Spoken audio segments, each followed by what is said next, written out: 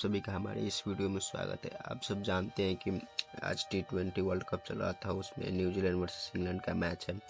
तो इस मुकाबले में पहले टॉस न्यूजीलैंड ने जीता और पहले बैटिंग करने का फैसला किया। फिर उनके दोनों सलामी बल्लेबाज उतरे, टिम साइफर्ट और फिन एलन।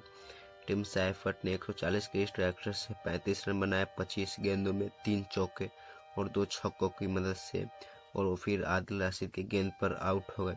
फिर फिल एनिल ने विल जैक्स की गेंद पर आउट हो गए, पर 152 के स्ट्राइक रेट से उन्होंने भी 29 रन बनाए 19 गेंदों में और 0 चौके और 3 छक्के लगाए।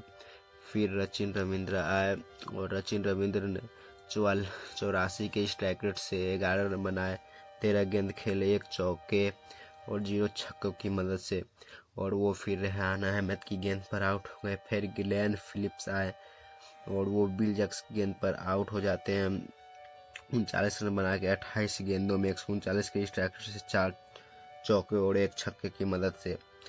मिचेल चैपमैन आए और फिर उन्होंने 15 रन बनाए 9 गेंदों में 2 चौकों और 0 छक्के की मदद से 166 के स्ट्राइक रेट से। और फिर न्यूजीलैंड की तरफ से डैरिल मिचेल आते हैं और मिचेल कुछ खास कर नहीं पाते और सिर्फ 3 रन बनाते हैं और लेनन डेजवॉज की गेंद पर आउट हो जाते हैं महज 8 रन बनाकर 8 गेंदों में महज 3 रन बनाकर। और फिर यहाँ पे किसी कोमचिन आते हैं बल्लेबाजी के लिए और वो 12 गेंदों में 14 रन बनाते हैं 116 के स्ट्राइक से, और फिर वो रेहान अहमद की गेंद पर आउट हो जाते हैं। और मिचेल सेंटर आते हैं और फिर वो 1 छक्का लगाते हैं 180 के स्ट्राइक से 9 रन बनाते हैं 5 गेंदों में और वो नॉट आउट रहते हैं। और मैट हेनरी आते हैं, नॉट आउट 1 बॉल में 1 रन बनाते हैं और 100 के स्ट्राइक रेट से खेलते हैं। इस तरह से न्यूजीलैंड का कुल स्कोर 157 पर 7 विकेट हो चुका था। और इंग्लैंड की बॉलिंग में जोफ्रा आर्चर ने 3 ओवर करके 1 मुडन ओवर दाड़ा और 24 रन देकर 1 भी विकेट नहीं लिया। उनका इकोनॉमी 8 था। लेवन डाजवॉज ने 4 ओवर डाला और 0 विकेट लिए और 32 रन देकर 1 विकेट लिए और उनका भी इकोनॉमी रेट 8 के लगभग में ही था।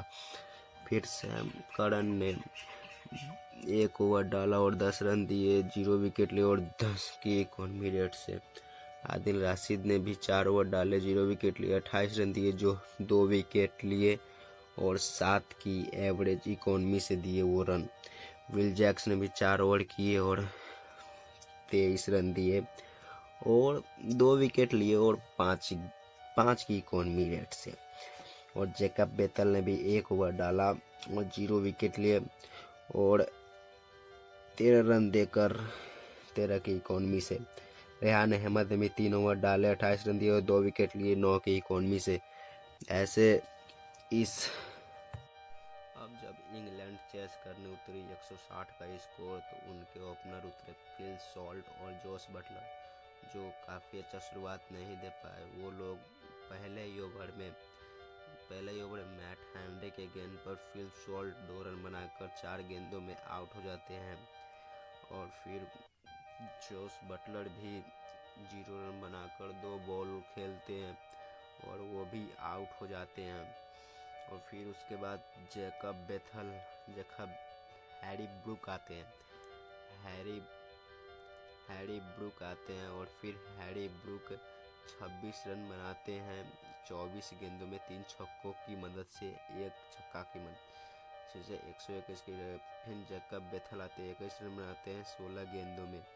फिर उसके बाद सैम करन आते हैं और उनको रचिन रविंद्र आउट करा देते हैं। बस सैम करन ने भी 33 रन बनाए, जो सबसे ज़्यादा इंग्लैंड की तरफ से स्कोर था। फिर इसके बाद बिल जैक्स आते हैं और नॉट आउट रहते हैं और 24 रन बनाते हैं, जिसकी जीत की भूमिका काफ़ी महत्वपूर्ण है। और फिर रेहान अहमद आते हैं और 32 रन बनाते हैं 18 गेंदों में और 4 चौकों और 1 छक्के की मदद से। तो इस तरह से